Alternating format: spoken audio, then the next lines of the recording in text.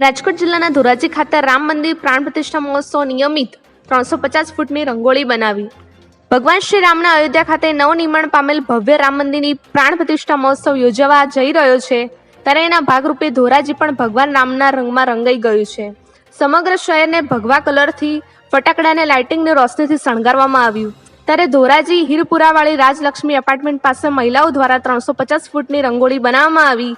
આ રંગોળી જોવા માટે લોકો ઉમટી પડ્યા હતા અને સમસ્ત હિન્દુ સમાજમાં ખુશીનો માહોલ જોવા મળ્યો હતો અને ધોરાજી ભગવા રંગમાં રંગાયેલું જોવા મળ્યું હતું. મારું નામ પૂર્વિશા વિશાલ રામાણી. જય શ્રી રામ. આજે સમગ્ર ભારત દેશ આનંદ ઉલ્લાસમાં છે, ઉત્સાહભેર આનંદ છે.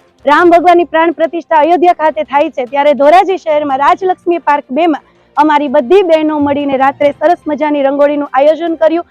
ઘરે ઘરે આનંદ ઉલ્લાસ છે, ઘરે ઘરે ઉમળકા ભેર આજે અમે ભવ્ય સાથે જમવાના છીએ. બપોર પછી અહીંયા ભવ્ય સત્સંગ મંડળનું આયોજન કરેલું છે. જય શ્રી રામ. જય શ્રી રામ. રંગોળી કાલે અમે બપોર પછી બનાવવાની ચાલુ કરી દીધી હતી. કેટલા લોકો હતા બનાવવામાં? આશરે અમે 20-25 બહેનો, અમારી સોસાયટીની તમામ બહેનોએ ભાગ લીધેલો છે એમાં.